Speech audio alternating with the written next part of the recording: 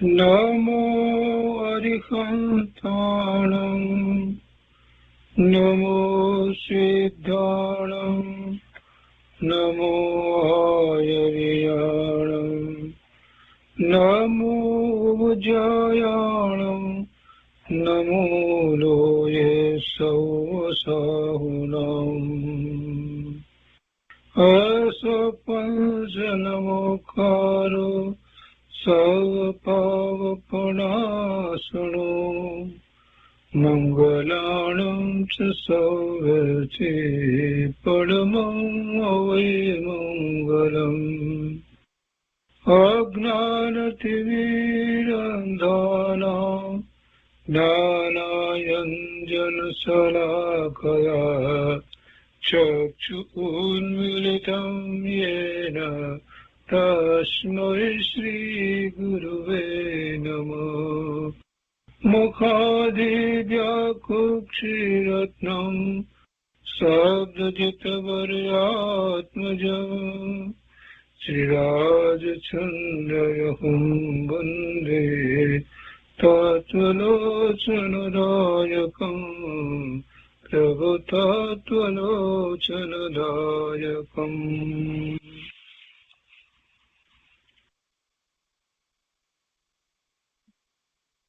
કૃપાળુદેવના વચનામૃતનો સ્વાધ્યાય. એમાં આપણે વર્ષ 24 પત્રોનો સ્વાધ્યાય કરી રહ્યા છીએ. એ પૂરો થવા આવ્યો છે. એમાં પત્રાંક 289 સુધી સ્વાધ્યાય કર્યો છે. આજે 290 થી આગળ લઈએ છીએ.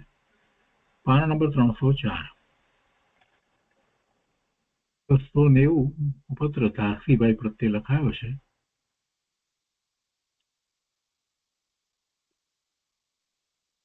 કૃપાળુદેવ લખે છે કે કઈ એમાં લખેલું નથી. કૃપાળુદેવ ધારસીભાઈ પ્રત્યે લખે છે કે એક દશાએ વર્તન છે અને એ દશા હજુ ઘણો વખત રહેશે. ત્યાં સુધી ઉદય અનુસાર પ્રવર્તન યોગ્ય જાણ્યું છે. પોતાની વાત લખી છે. વર્તમાનમાં જે દશા છે તે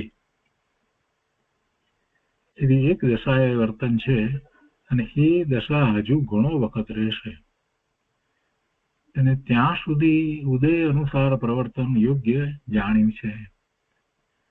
માટે કોઈ પણ પ્રસંગે પત્ર આદિની પહોંચ મળતા વિલંબ થાય અથવા ન મોકલાય, એટલે કે પ્રત્યુત્તર ન લખી શકાય, કઈ ન જણાવી શકાય, તો તે શોચ કરવા યોગ્ય નથી. એમ દ્રઢ કરીને અત્રેનો પત્ર પ્રસંગ રાખજો. એટલે એને લીધે થઈ અને કઈ ખેદ પામશો નહીં કે કોઈ બીજો વિકલ્પ કરશો નહીં, એમ મનમાં રાખજો. અને એમ કરી અને પત્ર પ્રસંગ રાખજો, એટલે પત્ર લખજો, પણ એમાં પ્રત્યુત્તર મળવામાં વિલંબ થાય એમ બને. પોતાની જે દશા છે એ દશામાં કૃપાળુદેવને કેટલોક સમય એવો વીત્યો છે કે જેમાં એ બધાની સાથે જે ધર્મ વાર્તા કરતા હતા, પરમાર્થની વાત કરતા હતા, એમાં કોઈક રીતે ખોટ આવી. બીજાઓને એ સમય દરમિયાનમાં કૃપાળુદેવ સત્સંગ કરવાની, એમની નિશ્રામાં રહેવાની ઘણી બધી ઈચ્છા થતી હતી, છતાં એ થઈ શકતું ન હતું. કૃપાળુદેવને એક સ્વરૂપ તરફ જ લક્ષ રહેતું હતું અને કંઈક અંદરમાં એમ પણ હતું કે કંઈક વિશેષ પ્રાપ્તિ થાય પછી જ જાહેરમાં ધર્મનો ઉપદેશ કરવો, એ સિવાય કંઈ કરવું નહીં. એટલે એ બધા કારણે કૃપાળુદેવે આ વાત સૌથી નજીકના જે હતા એ બધાને એમણે લખી છે. તો એ 290મો પત્ર થયો. એ પછી 291મો પત્ર છે. અંબાલાલભાઈ પ્રત્યે 291મો પત્ર કૃપાળુદેવે લખ્યો છે. ભવાણિયાથી લખ્યો છે. ભવાણિયા આસોવદ બારસ ગુરુવાર સંવંત 1947. ઓમ પૂર્ણ કામ ચિત્તને નમો નમઃ. પૂર્ણ કામ ચિત્તને નમો નમઃ. ચિત્ત કેવું છે, કેવા ચિત્તને નમસ્કાર કર્યા છે? પૂર્ણ કામ એટલે જે પોતે પોતાનું કાર્ય પૂર્ણ કરે છે એવું ચિત્ત. પોતાને જે પરમાર્થ જે છે એની જ જેને લગણી લાગી છે અને એમાં જે પોતે પ્રવર્તી રહ્યું છે એવા ચિત્તને, એટલે કે જેને સ્વરૂપની પ્રાપ્તિ કરી છે, પૂર્ણપણે એમ પણ કહી શકાય, એને નમસ્કાર કર્યા છે.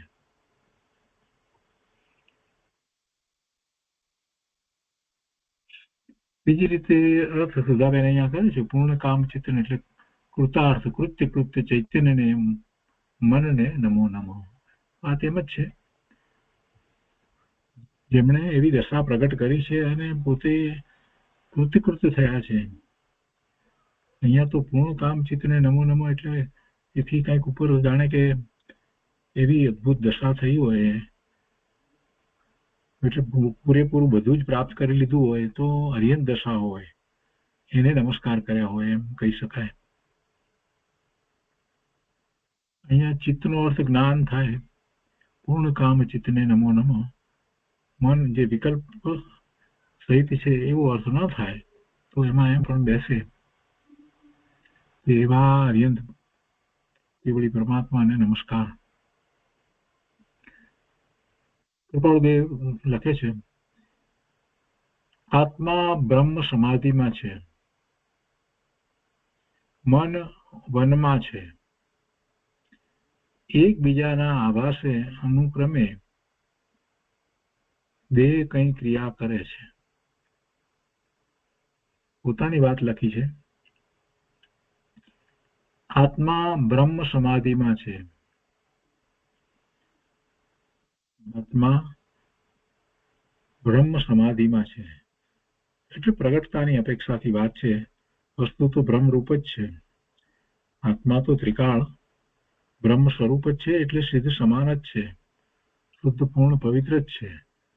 પણ અત્યારે વર્તમાન પર્યાયમાં પણ એમ જ થઈ રહ્યું છે, એટલે બ્રહ્મ સમાધિમાં છે. નિર્વિકલ્પ ધ્યાન વારે વારે થતું હોય એવી દશા થતી હોય, સવિકલ્પ દશામાં પણ સ્વરૂપ જ રહેતું હોય, એની જ વાત રહેતી હોય, એની જ રુચિ રહેતી હોય, તો આત્મા બ્રહ્મ સમાધિમાં છે. અને મન બહારમાં કઈ અટકતું જ નથી, બહારમાં જતું નથી, એટલે મન વનમાં છે. વનમાં કોઈ વ્યક્તિ હોય તો એ એકલો જ હોય, પછી એને કોઈ સાથે કઈ વાત હોય નહીં, એટલે મન એવી રીતે વનમાં છે. વનમાં છે એટલે કોઈ બીજા વિકલ્પો વગેરેમાં જતું નથી, શાંત પડ્યું છે એમ પણ કહેવાય. અને આગળ લખે છે કે એકબીજાના આભાસે એટલે આત્મા અને મન એના આભાસે અનુક્રમે દેહ કઈ ક્રિયા કરે છે. એટલે આત્મા અને બંનેની સદસ્યતાથી, એટલે આત્માના આભાસે એટલે આત્મા બ્રહ્મ સમાધિમાં છે ત્યારે દેહની ક્રિયા મુક્ત થાય છે, વળી વિકલ્પમાં છે. પણ તો એ વિકલ્પો કાંઈ એવા નથી કે જેથી કઈ ચંચળતા હોય, એવું નથી. મન તો શાંત છે, તો એ વખતે દેહની ક્રિયા કંઈક થાય છે, એટલે એ રીતે દેહની ક્રિયા થાય છે, અનુક્રમે લીધું છે. એકબીજાના આભાસે અનુક્રમે દેહ કઈ ક્રિયા કરે છે. ત્યાં સ્વવિગત અને સંતોષ રૂપ એવા તમારા બંનેના પત્રોનો ઉત્તર સાથી લખવો તે તમે કહો. દેવે સ્પષ્ટ કરી દીધું કે અમારી આ દશા છે, એમાં હવે અમે તમારા વિગતવાર પત્રનો ઉત્તર કેવી રીતે લખીએ.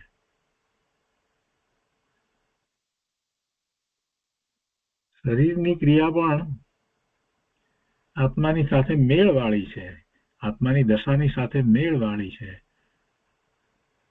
પોતાની અદભુત દશા વર્તી રહી છે એની સાથે મેળવાળી છે. અને મન વનમાં છે અને એની સાથે આ શરીરની દશા એવી રીતે મેળવાળી છે. એટલે મનમાં કઈ હવે ચંચળતા રહી નથી, શાંત મન છે અને એને અનુસરીને દેહ પછી દેહમાં શું થાય? દેહમાં કઈ એવી ક્રિયા ન થાય. અને જ્યારે આમ જ હોય ત્યારે પછી પત્રના ઉત્તર લખવા એ બધું ક્યાંથી બને? મન વનમાં હોય એટલે કે શાંત થઈ ગયું હોય એ વખતે પછી પત્રનો ઉત્તર કેવી રીતે લખાય? બહુ સરસ રીતે વાત મૂકી છે. આત્મા બ્રહ્મ સમાધિમાં છે, મન મનમાં છે. એકબીજાના આભાસે અનુક્રમે દેહ કઈ ક્રિયા કરે છે. ત્યાં સ્વવિગત અને સંતોષરૂપ એવા તમારા બંનેના પત્રોનો ઉત્તર સાથી લખવો તે તમે કહો. શેનાથી લખવું? શરીરથી કે મનથી કે શેનાથી લખવું? આગળ લખે છે કે ધર્મજના સ્વવિગત પત્રની કોઈ બાબત વિશે વિગત સહિત જણાવત, પણ ચિત્ત લખવામાં રહેતું નથી એટલે એ બાબત જણાવી નથી. ધર્મથી સ્વવિગત પત્ર જે આવ્યો એની કેટલીક વાત વિશે કૃપાળુદેવને એમ હતું કે કંઈક લખીએ, પણ અત્યારે હવે એમનું ચિત્ત એમાં નથી, લખવામાં નથી. આગળ લખે છે કે ત્રિભુવન આદિકની ઈચ્છાને અનુસરી આનંદ સમાગમ જોગ થાય તેમ કરવા ઈચ્છા છે. અને ત્યારે તે પત્ર સંબંધી કંઈ પૂછવું હોય તે પૂછજો. પેલો ધર્મજનો પત્ર જે છે એના સંબંધી કંઈ પૂછવું હોય તો ત્યારે પૂછજો. આનંદ સમાગમ થાય ત્રિભુવન આદિકની એટલે બધાની ઈચ્છા છે તો એ પ્રમાણે આનંદ સમાગમ થશે એમ ઈચ્છા થાય છે. ત્યારે પછી એ પત્ર સંબંધી વાત કરીશું. ધર્મજમાં જેમનો નિવાસ છે એવા એ મુમુક્ષુઓની દશા અને પ્રથા તમને સ્મરણમાં રાખવા યોગ્ય છે, અનુસરવા યોગ્ય છે. ધર્મમાં જે મુમુક્ષુ છે એમની દશા અને એમનું આચરણ, પ્રથા એટલે આચરણ, એ તમારે સ્મરણમાં રાખવા જેવું છે. અંબાલાલભાઈ ઉપર લખે છે. એટલું જ નહીં, સ્મરણમાં રાખવા યોગ્ય છે એટલું જ નહીં, પણ એમને અનુસરવા યોગ્ય છે. કૃપાળુદેવનમાં અંતરમાં બધાની વાત સ્પષ્ટ જ હતી. કોણ ક્યાં કેમ છે, શું છે. એ ધર્મજના મુમુક્ષુ જે છે એમના વિશે બહુ સારો અભિપ્રાય અને એટલે સુધી કે એને અનુસરવા યોગ્ય છે એમ અંબાલાલભાઈ પ્રત્યે લખ્યું છે. આગળ લખે છે મગનલાલ અને ત્રિભુવનના પિતાજી કેવી પ્રવૃત્તિમાં છે તે લખવું. આ પત્ર લખતા સૂઝતા લખ્યું છે. એટલે આ પત્ર લખતા જ વિકલ્પ આવ્યો એટલે કે મગનલાલ અને ત્રિભુવનના પિતાજી કેવી પ્રવૃત્તિમાં છે હશે એવો કોઈ વિકલ્પ આવે એટલે એમણે લખી નાખ્યું કે લખજો. તમે બધા કેવી પ્રવૃત્તિમાં પરમાર્થ વિષય રહો છો તે લખશો. બીજી બધી પ્રવૃત્તિની વાત નથી. પરમાર્થે તમારી શું પ્રવૃત્તિ છે, તમે કેવી પ્રવૃત્તિમાં પરમાર્થે રહો છો, શું કરો છો? એક સ્વાધ્યાય કરતા હશો, સત્સંગ એવા શાસ્ત્ર ને લઈને કરતા હશો કે શું છે? પરમાર્થ વિશે શું પ્રવૃત્તિ ચાલે છે તે લખશો. આગળ લખે છે કે તમારી ઈચ્છા અમારા વચન આદિક માટે હોય. પત્ર ઈચ્છતી હશે, તમારી ઈચ્છામાં એમ હશે કે અમારા વચનામૃત પ્રાપ્ત થાય એટલે પત્રની ઈચ્છા થતી હશે. પણ ઉપર જણાવ્યા છે જે કારણો તે વાંચી તમે ઘણા પત્ર વાંચ્યા છે એમ ગણજો. એટલે ઉપર અમે જણાવ્યું એ પ્રમાણે અત્યારે પત્ર લખી શકીએ એમ નથી. અને આ પહેલા જે પત્ર લખ્યા છે તો એમાં અંતરમાં એમ સંતોષ રાખજો કે તમે એમ ઘણા પત્રોમાંથી અમારી વાતને પ્રાપ્ત કરી છે, તમને વચનાધિક પ્રાપ્ત થયા છે એમ અંતરમાં રાખવું. આગળ લખે છે કે એક કોઈ નહીં જણાવેલા પ્રસંગ વિશે વિગતથી પત્ર લખવાની ઈચ્છા હતી. જે પ્રસંગનો ઉલ્લેખ એમણે બધાની સાથે સત્સંગમાં નથી કર્યો ને એવા કોઈ પ્રસંગ વિશે કૃપાળુદેવના અંતરમાં હતું કે એ બધાને જણાવવું. એટલે કે છે કે કોઈ એક નહીં જણાવેલા પ્રસંગ વિશે વિગતથી પત્ર લખવાની ઈચ્છા હતી, તેનો પણ નિરોધ કરવો પડ્યો છે. એટલે અત્યારે હવે એ પણ લખી શકાય તેમ નથી. તે પ્રસંગ ગાંભીર્ય વસાત આટલા વર્ષ સુધી હૃદયમાં જ રાખ્યો છે. કે પ્રસંગ પોતાને એમાં ઉપસ્થિતિ રહી હશે એ પ્રસંગમાં, ને એ કોઈ પ્રસંગ જે દ્વારા બીજાઓને કાંઈક પરમાર્થની વાત સમજાવવી હશે, તો એ પ્રસંગ કૃપાળુદેવને પોતાના અંતરમાં રહ્યો છે, એ સ્મૃતિમાં રહ્યું છે ઘણા વર્ષોથી. તે પ્રસંગ ગાંભીર્ય વસાત આટલા વર્ષ સુધી હૃદયમાં જ રાખ્યો છે. હવે જાણીએ છીએ કે કહીએ, તથાપિ તમારી સત્સંગતિએ આવે, સત્સંગતિએ તમારી સંગતિ સત્સંગતિએ આવે એવી સત્સંગતિ થાય ત્યારે કહીએ તો કહીએ, અને લખવાનું બને તેમ નથી લાગતું. તમારા સંગમાં હોઈએ, સત્સંગમાં તમારી સાથે બેઠા હોઈએ ત્યારે કહીશું તો કહી દઈશું. એક સમય પણ વિરહ નહીં એવી રીતે સત્સંગમાં જ રહેવાનું ઈચ્છીએ છીએ, પણ તે તો હરી ઈચ્છા વશ છે. ભગવાનના જ્ઞાનમાં જેમ આવ્યું હશે તેમ થશે. ઈચ્છા તો એવી જ છે કે એક સમયનો પણ વિરહ ના પડે એવી રીતે સત્સંગમાં જ રહીએ. કેટલું બધું સત્સંગનું કૃપાળુદેવના અંતરમાં મહાત્મા છે. એમને શું લેવાનું કોઈ પાસેથી હોય, કોઈ પાસેથી કંઈ પ્રાપ્ત કરવાનું હશે? કૃપાળુદેવની આવી અદ્ભુત દશા છતાંય સત્સંગમાં રહેવું. એટલે આખી વાતને આપણે ખૂબ ગંભીરતાથી ફરી એને વિચારવાની જરૂર છે. કૃપાળુદેવ ક્ષયોક્ષમ એમનો બધા કાર્ય એ બધા વાંચીએ છીએ તો આપણને એમ થાય કે જેમના અંતરમાં સ્પષ્ટ મોક્ષ માર્ગ છે, જે આત્માની અનુભૂતિ કરે છે, બધું બરાબર છે, તો પછી એમને સત્સંગ દ્વારા તો કઈ પોતાને તો કઈ પ્રાપ્ત કરવાનું હોઈ શકે નહીં. અને બીજા તરફ કરુણાનો ભાવ આવ્યો છે તો એ વાત બરાબર છે, પણ પોતે સત્સંગને શા માટે ઈચ્છે છે? એનું કારણ શું? અહીંયા તો કે છે કે એક સમય પણ વિરહ ન પડે એવી રીતે સત્સંગમાં જ રહેવાનું ઈચ્છીએ છીએ, પણ એ તો સર્વજ્ઞના જ્ઞાનમાં જેમ આવ્યું હશે તેમ થશે, એટલે હરી ઈચ્છા અવશ્ય છે.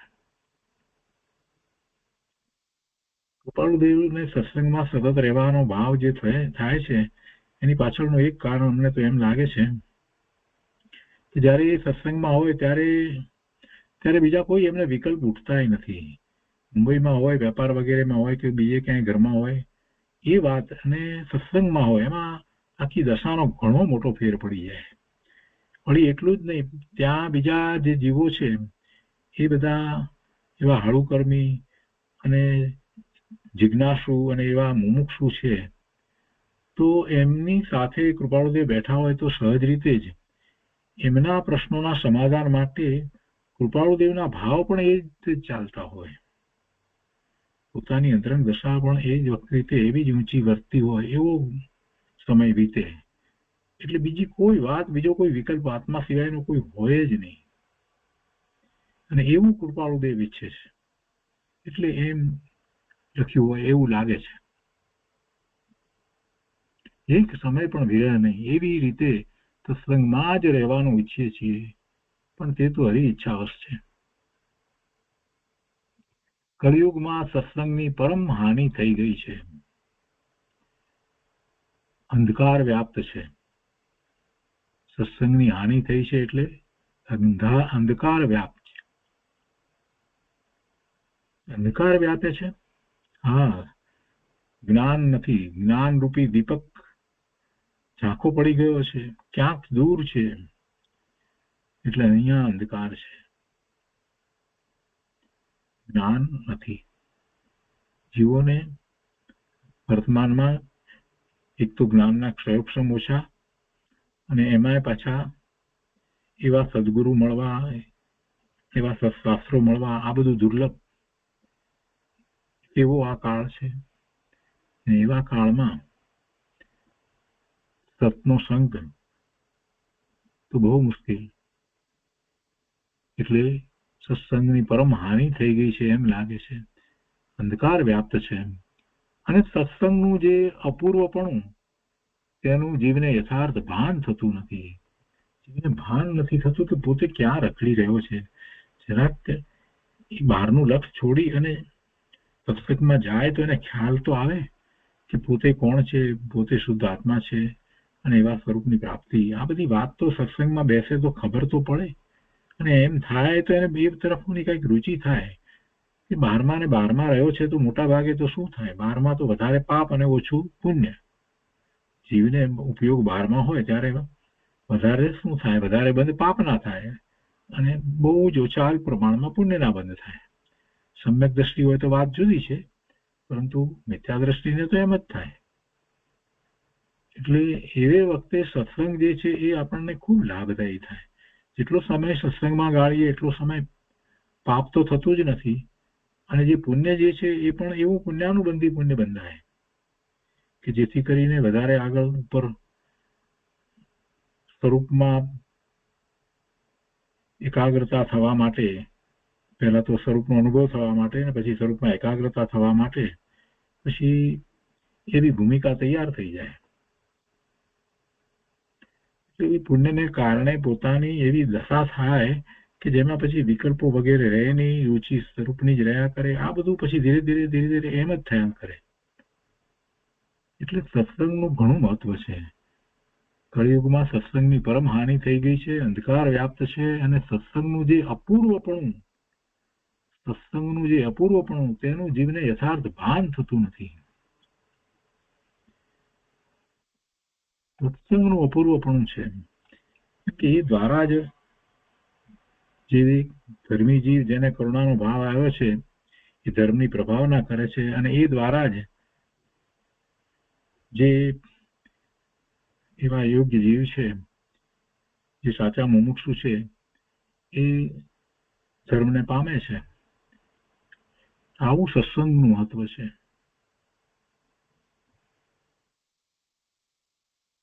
તો એ રીતે એ પત્ર પૂરો થયો. બહુ સરસ વાત કુમારલાલભાઈ પ્રત્યે એમણે લખી છે. એ પછીથી પત્ર 292 છે એ કોઈની ઉપર લખાયો છે એ સ્પષ્ટ નથી. એમાં કૃપાળુદેવ લખે છે, વવાણિયા આસોવદ 12 સંવંત 1947. કુટુંબ આદિક સંઘ વિશે લખ્યું તે ખરું છે. તેમાં પણ આ કાળમાં એવા સંઘમાં જીવે સમપણે પરિણમવું એ મહાવિકટ છે. અને જેઓ એટલું છતાં પણ સમપણે પરિણમે તે નિકટભવી જીવ જાણીએ છીએ. બહુ મોટી વાત આમાં તો લખી છે. નિકટભવી જીવ, જેને વધુ ભવ ન હોય, જેનો થોડા કાળમાં એકાદ ભવમાં બે ભવમાં તો જે મુક્તિ પામવાના હોય. અત્યારે પંચમ કાળમાં તો મુક્તિ ન પામે. જો ચતુર કાળ હોય એને નિકટભવી કહીએ તો એમ સમજી શકાય કે એ જ ભવમાં મુક્તિ પામવાનો હોય. પણ અત્યારે પંચમ કાળમાં કોઈને નિકટભવી કહીએ તો એને વધુ ભવ હોય નહીં. એક બે ભવમાં એની મુક્તિ થવાની જોઈએ, એને નિકટભવી કહી શકીએ. અહીંયા કહે છે કે કુટુંબ આદિક સંઘ વિશે લખ્યું તે ખરું છે. એમણે કંઈક જે વાત લખી હશે કુટુંબના સંઘ વિશે, તો તેમાં પણ આ કાળમાં એવા સંઘમાં જીવે સમપણે પરિણમવું એ મહાવિકટ છે. કુટુંબ આદિક અને બીજા બધા વ્યવહારમાં આપણે જે રહ્યા છીએ, ઉભા રહીએ છીએ, અને એ વખતે પણ સંભાવે રહેવું, સમપણે પરિણમવું એ સહેલું નથી. એ વિકટ છે, મહાવિકટ છે. કુટુંબના સભ્યો પ્રત્યે કોઈક રીતે જે મમતા જે છે એ મમતા કઈ એકદમ ચાલી જાય એમ બનતું નથી. એટલે ભલે બધા ભગવાન આત્મા છે એવો ભાવ હોય તોય પોતાના સૌથી નજીકના જે કુટુંબીજનો છે એના પ્રત્યે કંઈક તો મમત્વ રહે જ છે. એટલે એવા સમયમાં સમપણે પરિણમવું એ મહાવિકટ છે.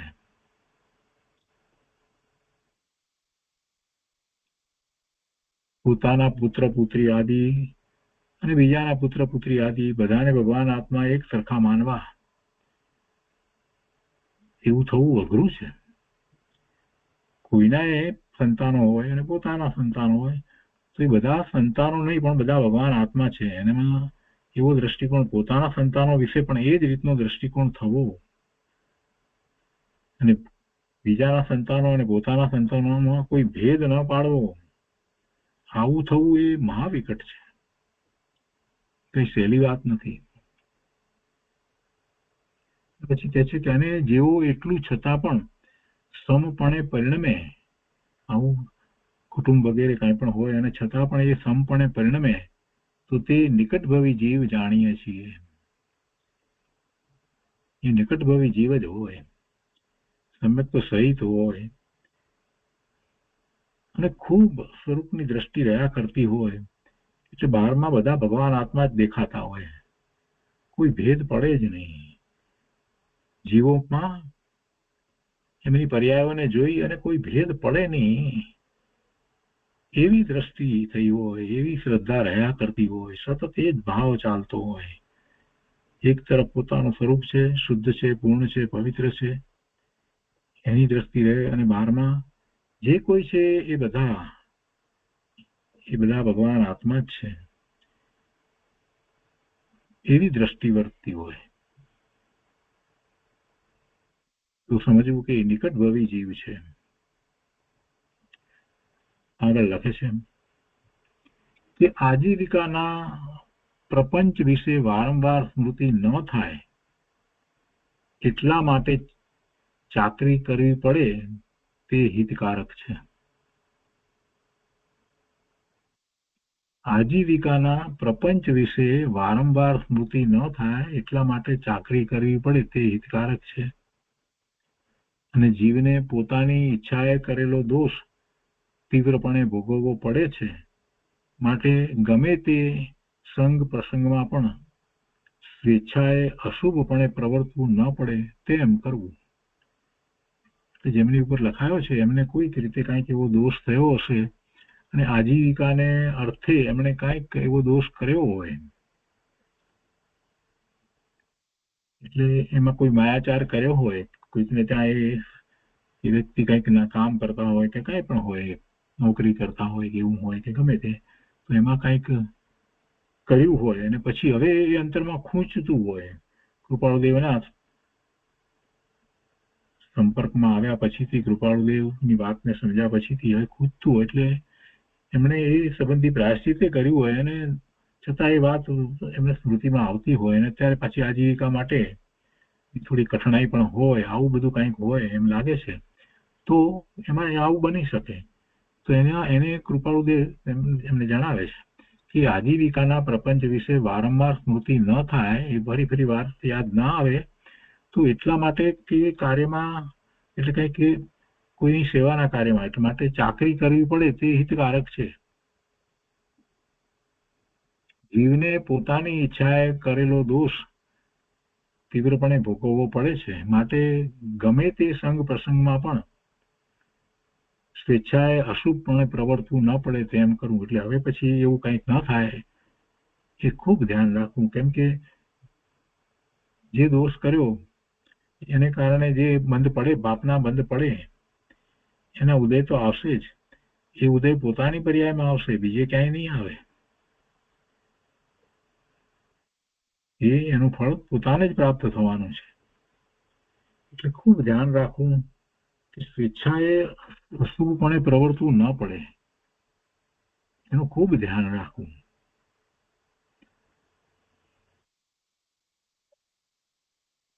એ પછી 293મો પત્ર છે, સુભાગભાઈ પ્રત્યે લખાયો છે. ભવાણિયા આસોવદ તેરસ, શુક્રવાર, સંવત 1947. કૃપાળુદેવ સુભાગભાઈ પ્રત્યે લખે છે કે શ્રી સુભાગ્ય સ્વમૂર્તિ રૂપ શ્રી સુભાગ્ય, શ્રી સુભાગ્ય, સુભાગ્ય, સૌભાગભાઈ છે એનું સુભાગ્ય કરીને એમનું ભાગ્ય એવું શુભ ભાગ્ય છે, એવો એક અંદરથી અર્થ નીકળે છે. સ્વમૂર્તિ રૂપ શ્રી સુભાગ્ય. સ્વમૂર્તિ સ્વરૂપ પોતાના સ્વરૂપે છે એવા સૌભાગભાઈ. કૃપાળુદેવ લખે છે કે વિરહની વેદના અમને વધારે રહે છે. કેમ કે સૌભાગભાઈ ના સંગમાં રહેવાતું નથી ને, એમનો સત્સંગ કૃપાળુદેવ ઈચ્છે છે અને સૌભાગભાઈ કૃપાળુદેવનો સંગ ઈચ્છે છે. બંને સત્સંગ ઈચ્છે છે, બીજાનો સંગ ઈચ્છે છે, તો એ નથી થતું એટલે એ વિરહ છે. તો એ વિરહની વાત કરતા કહે છે કે વિરહની વેદના અમને વધારે રહે છે કારણ કે વિતરાગતા વિશેષ છે. આપણે જરાક આમાં સમજવાનું થાય કે વિતરાગતા છે તો પછી આ બધું બાહ્યમાં કોઈના સંગ વિના એના વિરહની વેદના થાય એવું કેવી રીતે બને? એક તરફ એમ કહે છે કે વિતરાગતા વિશેષ છે, તો અહીંયા સમજવા જેવું છે. વિતરાગતા જેને વધતી જાય છે એને બહારનું લક્ષ ઘટતું જાય, એ વાત તો આપણે સમજ્યા છીએ, શાસ્ત્રમાંથી પણ સમજ્યા છીએ. પણ અહીંયા જે વિરહની વેદના લખી છે, વિરહ તો શેનો છે? એવા સત્સંગનો વિરહ છે. વ્યક્તિનો વિરહ નથી, સૌભાગભાઈનો વિરહ નથી, પણ સૌભાગભાઈનો વિરહ છે તો એમાં એમ છે કે એમની જે અત્યારે વર્તમાન દશા જે છે એ સંગ, એ દશાનો વિરહ છે. એવી દશા સાથે નો સંગ નથી થતો એમ વિરહ લેવો છે. એટલે જ્ઞાની ધર્મીને સત્સંગ જ ગમે છે, સતનો સંગ. તો સતના સંગમાં રહેવામાં એમને વિરહ જણાય છે.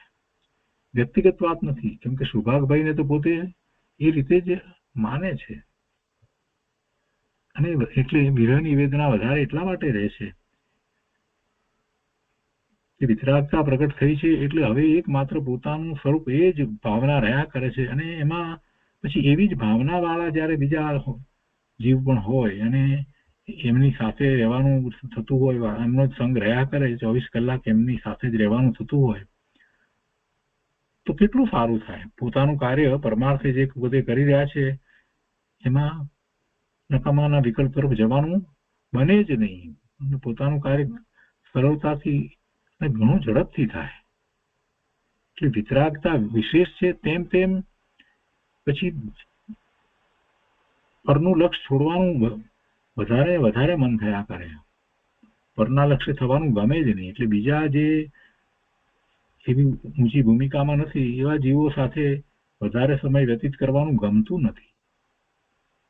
એટલે વિતરાગતા જેમ વધે છે એમ સ્વરૂપ સાથે રહેવાનું અને નિર્વિકલ્પ ધ્યાનમાં નથી તો એવા જેમણે સ્વરૂપની પ્રાપ્તિ કરી છે એની સાથે રહેવાનું જ ગમે છે. એટલે આ વાત બરાબર બેસે છે, વિરોધાભાસ નથી લાગતો. વિરહની વેદના અમને વધારે છે કારણ કે વિતરાગતા વિશેષ છે. અને હવે એની વાત કહે છે કે અન્ય સંગમાં બહુ ઉદાસીનતા છે. અન્ય સંગ, બીજા કોઈના સંગમાં ઉદાસીનતા છે, એ તરફ કઈ લક્ષ્ય થતું નથી. સત્સંગ ઈચ્છીએ છીએ પણ હરિ ઈચ્છાને અનુસરી પ્રસંગોપાત વિરહમાં રહેવું પડે છે. જે ઈચ્છા સુખદાયક માનીએ છીએ એમ નથી. એટલે કે આવું પ્રસંગોપાત વિરહમાં રહેવું પડે છે તો કઈ એવું થાય છે તો એ ઈચ્છા સુખદાયક માનીએ છીએ એમ નથી. અમને તો એ દુઃખદાયક એટલે કે એ વેદના લાગે છે, વિરહની વેદના લાગે છે. આગળ કહે છે કે ભક્તિ અને સત્સંગમાં વિરહ રાખવાની ઈચ્છા સુખદાયક માનવામાં અમારો વિચાર નથી રહેતો. એને અમે સુખદાયક માનતા નથી. ભક્તિ અને સત્સંગમાં વિરહ, ના, એને તો અમે ક્યારેય સુખદાયક માનતા નથી. ભક્તિમાં વિરહ પડે કે સત્સંગના વિરહ પડે એ તો કૃપાળુદેવને ક્યારેય માન્ય હતું જ નહીં.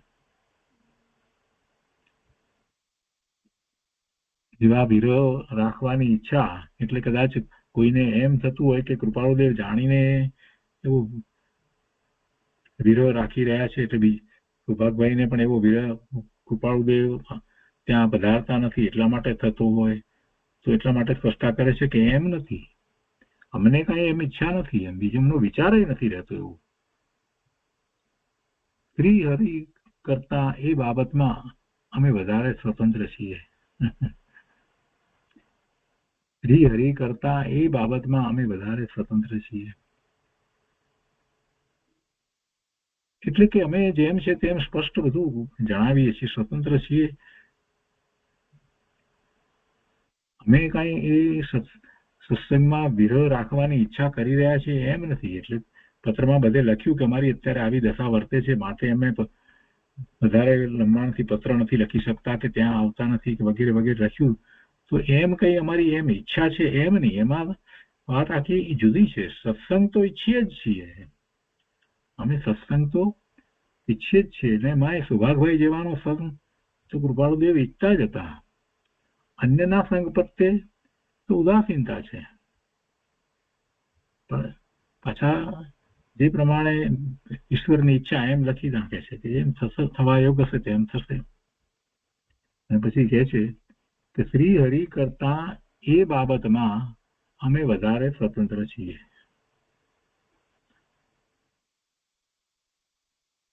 એટલે કે જે પરિણામો જે થવા યોગ છે તે થાય જ છે. ભગવાનના જ્ઞાનમાં એમ જ આવ્યું છે. તો એ વાત ભગવાનના જ્ઞાનમાં જેમ આવી છે એ વાતનો અમને એવી જ રીતે પૂર્ણપણે એમ સ્વીકાર જ છે. અમે પણ સ્વતંત્રપણે એમ જ માનીએ છીએ કે જે સમયે જે પરિણામ થવા યોગ હશે તે રીતે તે થશે. એમ જેમ સ્ત્રી હરિ કઈ કોઈના પરિણામ કરતા નથી, એ તો બધાથી અલિપ્ત છે, જુદા છે, સ્વતંત્ર છે. અને પરિણામો જે થઈ રહ્યા છે એ એના કારણે થઈ રહ્યા છે, થવાના છે તે જ થાય છે. કોઈ પરિણામને કરતું નથી, કરાવતું નથી. તો પ્રજ્ઞ પરમાત્માના જ્ઞાનમાં તો એવું જ વસ્તુ સ્વરૂપ પ્રકાશે છે. તો કૃપાળુદેવ લખે છે કે અમે પણ એમ જ માનીએ છીએ કે પરિણામ સ્વતંત્રપણે થવા યોગ હશે તે થાય છે. તો કોણ કરે પરિણામ? અને અમે એ પરિણામ કરવીએ એમ બની શકતું જ નથી. એટલે એમ અમે સ્વતંત્ર છીએ. શ્રી હરિ કરતા એ બાબતમાં અમે વધારે સ્વતંત્ર છીએ. કૃપાળુદેવની વાત બહુ ગહન હોય છે. એ વખત આપણને એમ પહેલા તો સમજાય નહીં કે કૃપાળુદેવ શું કહેવા માંગે છે.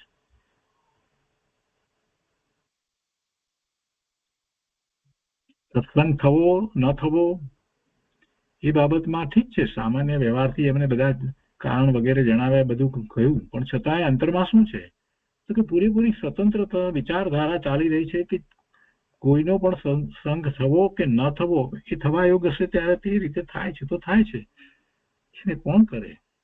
પરિણામોની સ્વતંત્રતાનો કૃપાળુદેવનો સ્વીકાર છે, પૂરેપૂરો સ્વીકાર છે કે પરિણામો ને પોતે કરે છે એવું વસ્તુનું સ્વરૂપ જ નથી. પરિણામો જે થવા યોગ છે તે જ થાય છે. આમાંથી તો ક્રમબદ્ધ પર્યાયની વાત નીકળે છે. શ્રી હરિ કરતા એ બાબતમાં, કઈ બાબતમાં? આ સત્સંગના વિરોધ વગેરેની બાબતમાં કે છે, એમાં એ બાબતમાં અમે વધારે સ્વતંત્ર છીએ. કેમ કે શ્રી હરિના જ્ઞાનમાં શું આવે છે? એ સત્સંગનો વિરોધ વગેરે કેવી રીતે આવે છે? એ પરિણામ રૂપે આવે છે કે એ પરિણામ એ કાળે જે થવા યોગ્ય છે તે થાય, બસ એટલું જ. એમના જ્ઞાનનું જ્ઞેય તરીકે આવે છે અને એ તરફ એમનો ઉપયોગ નથી, છતાં એમ જ છે પરિણામો થઈ રહ્યા છે, બસ સ્વતંત્ર પ્રતિબિંબિત થાય છે ભગવાનના જ્ઞાનમાં. કૃપાળુદેવના પરિણામ, સુભાગભાઈના પરિણામ, અંબાલાલભાઈના પરિણામ, બધાના પરિણામ એમ જ શ્રી હરિના જ્ઞાનમાં છે, સર્વજ્ઞ પરમાત્માના જ્ઞાનમાં છે. તો એ જ રીતે કૃપાળુદેવ કહે છે કે અમને પણ એમ જ છે, પરિણામોની સ્વતંત્રતા અમને પણ એવી જ છે.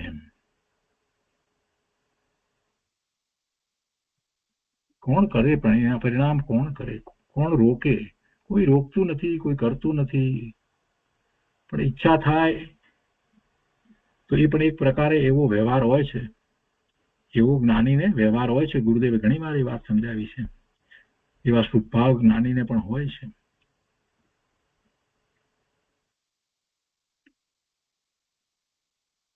તો એ 293મો પત્ર થયો. એ પછી 294મો પત્ર છે. આ પણ કોની ઉપર લખાયો છે એ સ્પષ્ટ નથી. કોને લખાયો એનાથી સ્પષ્ટ. 294 અને 295 296 297 એ ચારે ચાર કોની ઉપર લખાયા એ સ્પષ્ટ નથી. 294 295 296 297 એ ચાર પત્રો કોઈની ઉપર લખાયા એ સ્પષ્ટ નથી. આપણે વાંચનમાં લઈએ છીએ. 294 મુંબઈ સંવંત 1947 એટલું લખ્યું છે, કઈ તિથિ તિથિ કઈ નથી એમાં. લખે છે કે આર્ત ધ્યાન ધ્યાવન કરવા કરતા ધર્મ ધ્યાનમાં વૃત્તિ લાવવી એ જ શ્રેયસ્કર છે. આ તો બધાને સમજાય એવું છે. આર્ત ધ્યાન થવાના કારણો ઘણા હોય, આપણે જાણીએ છીએ, બધું શીખી ગયા છીએ, પણ એમાં કોઈ પણ આર્ત ધ્યાનને ખરેખર આપણે જસ્ટિફાય કરી શકતા જ નથી કે આમ થયું એટલે મને આર્ત ધ્યાન થયું. એવું જસ્ટિફિકેશન આપવાની જરૂર નથી, ને એવું જસ્ટિફિકેશન આપીએ એ મિથ્યાત્વ છે. આર્ત ધ્યાન થવાનું કોઈ કારણ હોય નહીં. જે જીવને સ્વરૂપની દ્રષ્ટિ થઈ છે, જે મુમુક્ષુ છે, એ કોઈ રીતે આર્ત ધ્યાન કરતો નથી. એના પોતાના શ્રી ગુરુ એનો વિરહ પડી જાય તો પણ એ આર્ત ધ્યાન કરતો નથી. વર્ધમાન મહાવીર સ્વામી ભગવાન મોક્ષે પધાર્યા તો કઈ ગૌતમ સ્વામીને આર્ત ધ્યાન નથી થયું. બહુ વાતને સમજવા જેવી છે. આર્ત ધ્યાનને કારણે પાપનો બંધ પડે, એટલે તો આર્ત ધ્યાન માટે જ્ઞાનીઓને તો કોઈ કારણ હોય જ નહીં. એ આર્ત ધ્યાન ન કરે તો સમજે છે, વસ્તુ સ્વરૂપને જેમ છે તેમ સમજે છે, અને એમાંથી તો એ વધારે ને વધારે બોધપાઠ લઈ અને સ્વરૂપ તરફ વળી જાય છે. એટલે કે છે કે આર્ત ધ્યાન કરવા કરતા આર્ત ધ્યાન ધ્યાવન કરવા કરતા ધર્મ ધ્યાનમાં વૃત્તિ લાવવી તે જ શ્રેયસ્કર છે. અને જેને માટે આર્ત ધ્યાન ધ્યાવવું પડતું હોય ત્યાંથી કાં તો મન ઉઠાવી લેવું, કેમ કે મન જ્યાં સુધી ત્યાં રહે છે ત્યાં સુધી વારે વારે આર્ત ધ્યાન થઈ જશે. ત્યાંથી મન ઉઠાવી લેવું. પોતાના સ્નેહી સંબંધી વગેરેના વિરહ પડ્યા હોય, એવું કંઈક થયું, અથવા તો ધન સંપત્તિ વગેરે કંઈક ચાલી ગઈ હોય, તો એવા બધા કારણો હોય છે આર્ત ધ્યાન માટેના. તો કેટલીક વખત જે અનિષ્ટ છે એનો સંયોગ થાય, ઈષ્ટનો વિયોગ થાય, એ આર્ત ધ્યાનના કારણ હોય છે. હવે એ કારણ તરફ કોણ વળે છે? મન વળે છે. મન એ તરફ વળે છે. મનમાં એ સ્મૃતિમાં પડ્યું છે ને વારંવાર મન એની જ વિચારણામાં ચાલી જાય છે, એટલે આર્ત ધ્યાન વારંવાર થાય છે. પ્રભુદેવ કહે છે કે આર્ત ધ્યાન ધ્યાવવું પડતું હોય, આર્ત ધ્યાન થવાનું જે કારણ હોય એ વાત, તો ત્યાંથી કાં તો મનને ઉઠાવી લેવું, એક રીત બતાવી. મનને તરફ જવા જ ન દેવું, મનમાંથી એ વિકલ્પને સદંતર કાઢી નાખવો, મનને ત્યાંથી ઉઠાવી લેવું, અથવા તો તે કૃત્ય કરી લેવું એટલે તેથી વિરક્ત થવાશે. એટલે કોઈક એવા કાર્ય સંબંધીમાં આ ધ્યાન થતું હોય, ઘણી વાર એવું પણ બનતું હોય, કંઈક એમ થાય કે આ ન કર્યું એટલે આ કર્યું હોત તો સારું હતું, એટલે એવું કંઈક સારું શુભ કામ કરવા માટે થઈને, અને એ ન કરી શક્યા અને એટલે માટે થઈને આ ધ્યાન થતું હોય. ઘણી વાર અરે રે આ ન કર્યું એટલે આમ થયું, અરે રે આ ન કર્યું એટલે આમ થયું, એમ થયા કરે. કોઈક અનુકંપાનું કારણ હોય, એમાં પણ એવું કોઈક વાર થતું હોય ધર્મી જીવને, એમ તો કરી લેવું. જેવી અનુકંપા ને કારણે કોઈક રીતે આ ધ્યાન થતું હોય તો પણ તો કહે છે કે એવું કૃત્ય હોય તો કરી લેવું. બીજું કોઈ ખરાબ કૃત્યની તો કોઈ વાત હોય જ નહીં. એટલે કે અથવા તો તે કૃત્ય કરી લેવું એટલે તેથી વિરક્ત થવાશે, બસ પછી આ ધ્યાન થાય નહીં.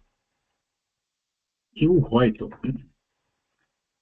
જીવને સ્વચ્છંદ એ મહા મોટો દોષ છે. બીજી વાત સાથે લીધી છે, જીવને સ્વચ્છંદ એ મહા મોટો દોષ છે.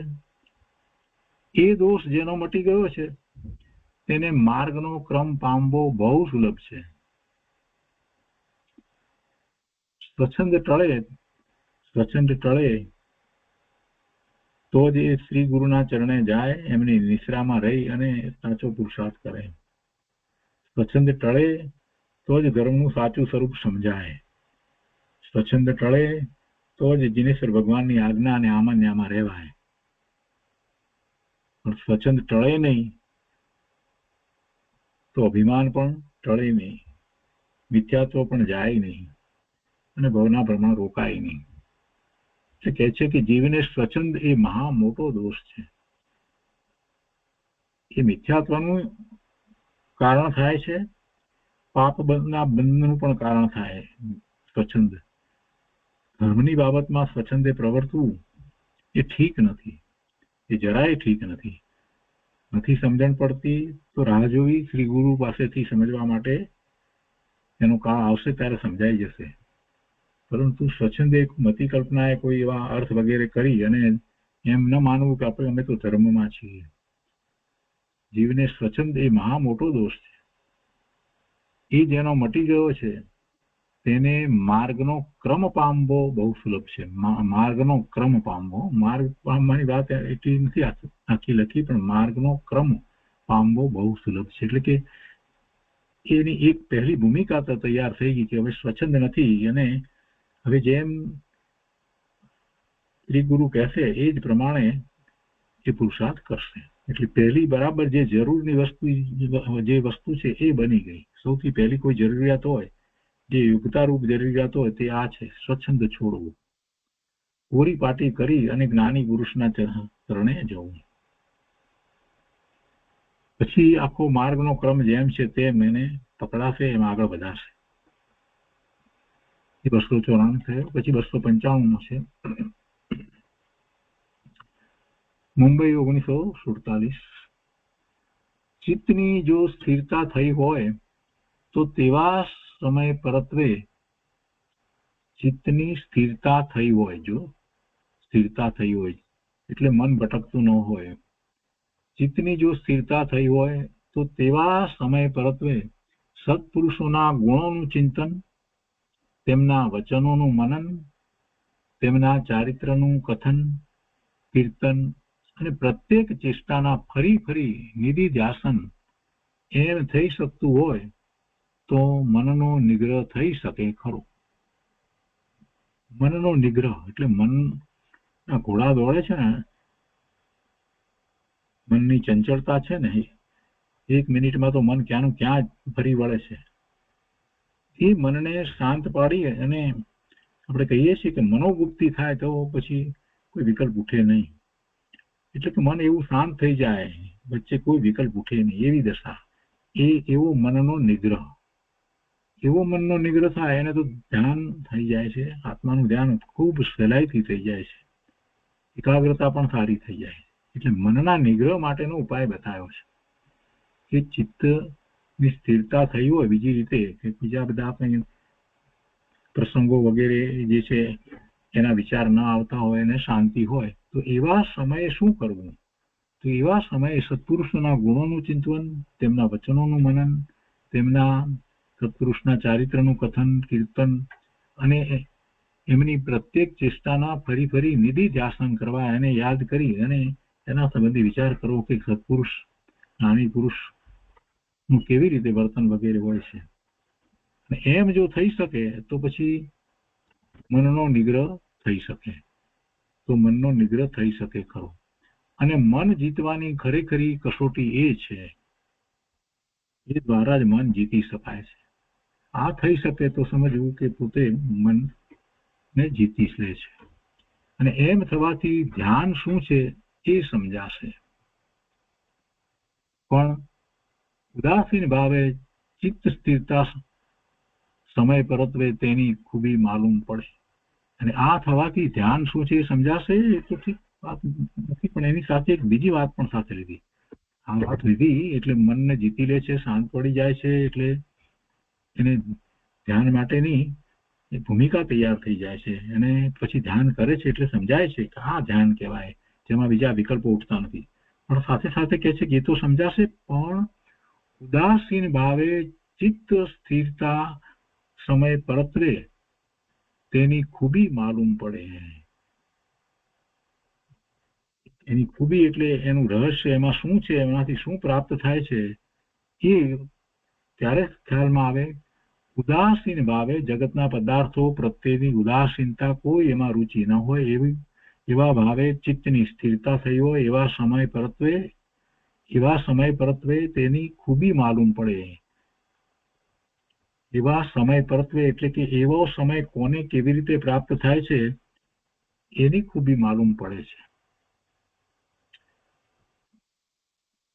તો ચિત્તની સ્થિરતા અને ઉદાસીન ભાવનો જે સંબંધ જે છે એની વાત કૃપાળુદેવે અહીંયા મૂકી છે. સમજવા જેવી વાત છે, ફરી ફરીને વાંચવા જેવી વાત છે. ચિત્તની સ્થિરતા માટેનો પ્રયત્ન કરવાનો અને જ્યારે પણ શાંત દશા હોય ત્યારે શાસ્ત્રનો અભ્યાસ કરી એવા વચનામૃત વગેરે જે છે એનો અભ્યાસ કરી અથવા તો એવા સત્પુરુષના જીવનનો, એમના ચરિત્રનો, એમની ચર્યાનો વિચાર કરી અને પોતે મનને ખૂબ શાંત પાડી દેવું. પછી પોતાના મનમાં વિકલ્પો ઉઠે નહીં કે મારે આ કરવું છે, તે કરવું છે, એ બધા પછી વિકલ્પો ઉઠે નહીં.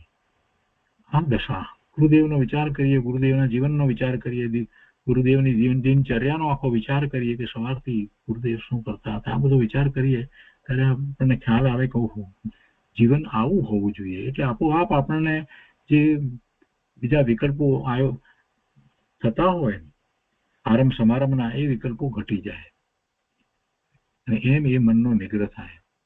અને એમ મનને જીતવાની એ રીતે કસોટી છે. એમ કરવાથી મન જીતાય અને એમ થાય તો પછી ધ્યાન કરવું સહેલું પડે. ધ્યાન શું છે એ પણ સમજાય. ચિંતા નિરોધ ધ્યાન જે કહેવામાં આવ્યું છે એ આ રીતે ખ્યાલમાં આવે કે જે ચિંતા છે તે શું છે અને એનો નિરોધ કઈ રીતે થઈ શકે. પણ ઉદાસીન ભાવે ચિત્ત સ્થિરતા સમય પરત્વે તેની ખૂબી માલુમ પડે. વધારે તો ત્યારે એની ખૂબી માલુમ પડે છે, શું લાભ થાય એ વાત મળે છે. એ પછી 296 છે મુંબઈ 1947. એમાં 2 વાક્ય લખ્યા છે. પહેલું, ઉદયને અબંધ પરિણામે ભોગવાય તો જ ઉત્તમ છે.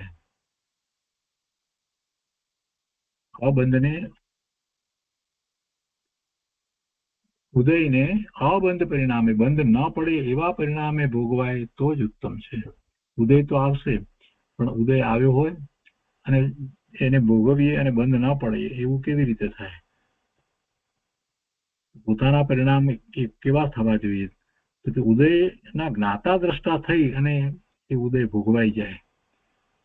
ઉદયના જ્ઞાતા દ્રષ્ટા થઈ અને એ ઉદય ભોગવાઈ જાય તો જે પરિણામ થાય છે એ પરિણામ ઉત્તમ છે. ઉદયને અબંધ પરિણામે ભોગવાય તો જ ઉત્તમ છે. એ જ્ઞાતા દ્રષ્ટા થાય તો બંધ પડે નહીં. બીજું કે છે, બેના અંતમાં રહેલ જે વસ્તુ તે છેદ્યો છેદાય નહીં, ભેદ્યો ભેદાય નહીં.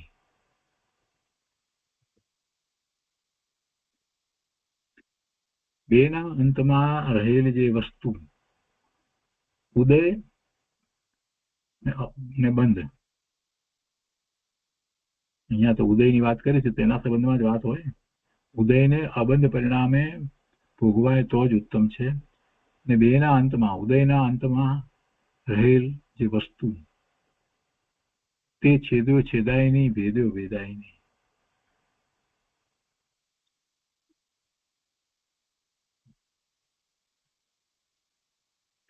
એટલે કે ઉદય જેનો હતો, જેને વિશે તો એવી પોતાની ત્રિકાળી વસ્તુ જે છે, જેને વિશે જે પર્યાયમાં જે ઉદય આવ્યો એ વસ્તુ તો છેદી છેદાય નહીં, ભેદી ભેદાય નહીં. અને જેને બંધ પડે છે એ બેના અંતમાં, એટલે કે ખરેખર તો ઉદય કોને છે અને બંધ પડે છે એ કોને પડે છે? તો એ વસ્તુ જે છે એ તો છેદી છેદાતી નથી ને ભેદી ભેદાતી નથી.